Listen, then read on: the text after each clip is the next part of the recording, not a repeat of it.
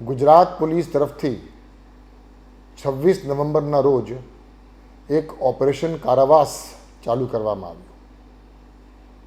ગુજરાતના અલગ અલગ જેલમાં જે ખૂંખાર કેદીઓને સજા થઈ છે, એ ખૂનની કોશિશ, બળાત્કાર, પોક્સો જેવા ગંભીર પ્રકારના ગુનાઓમાં જેને સજા થઈ હોય અને સજા પણ કેપિટલ પનિશમેન્ટ અથવા જન્મટીપ થઈ હોય એવા ઘણા બધા લોકોને જ્યારે પેરોલ કે ફરલો રજા આપવામાં આવે છે, એ લોકો પાછા નથી ફર્યા.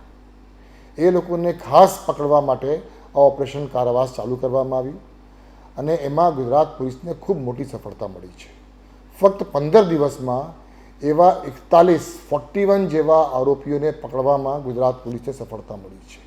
એ 41 પૈકી 6 લોકો તો એવા હતા કે જે 10 વર્ષ ઉપરથી નાસ્તા ફરતા હતા, 9 એવા હતા જે 5 વર્ષથી ઉપર નાસ્તા ફરતા હતા, 3 કિસ્સાઓ એવા છે કે 20 વર્ષથી ઉપર એ લોકો પેરોલ ફરલો રજા પર ગયા હોય અને પાછા નહીં આવ્યા હોય.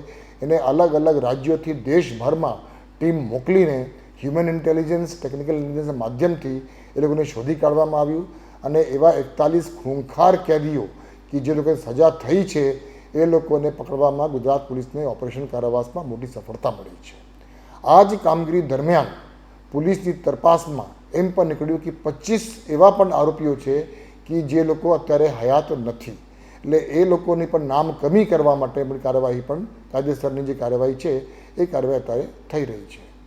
એ સિવાય ઓપરેશન કારાવાસની તપાસ દરમિયાન, આ ઓપરેશન દરમિયાન 41 એવા આરોપીઓ કે જેની ટ્રાયલ અત્યારે ચાલુ છે, હજી સજા થઈ નથી, ટ્રાયલ ચાલુ છે, એવા 41 આરોપીઓ જે લોકોની જામીન મુક્ત કરવામાં આવ્યું હોય અથવા એમને કોઈ પણ પ્રકારની રજા જેલ ઉપરથી આપવામાં આવી હોય અને જેલમાં પાછા નહીં ફર્યા હોય એવા 41 લોકોને પકડવામાં ગુજરાત પોલીસને સફળતા મળી છે. એટલે ટૂંકમાં ઓપરેશન કારાવાસમાં ફક્ત 15 દિવસમાં 111 આરોપીઓ કે જે જેલથી છૂટ્યા હતા, મુક્ત થયા હતા જામીન ઉપર કે પેરોલ ઉપર કે ફરલા ઉપર અને પાછા નથી આવ્યા, એવા કુલ 111 આરોપીઓને પકડવામાં ગુજરાત પોલીસને મોટી સફળતા મળી છે અને એ પ્રક્રિયા અત્યારે પણ ચાલુ રહેશે.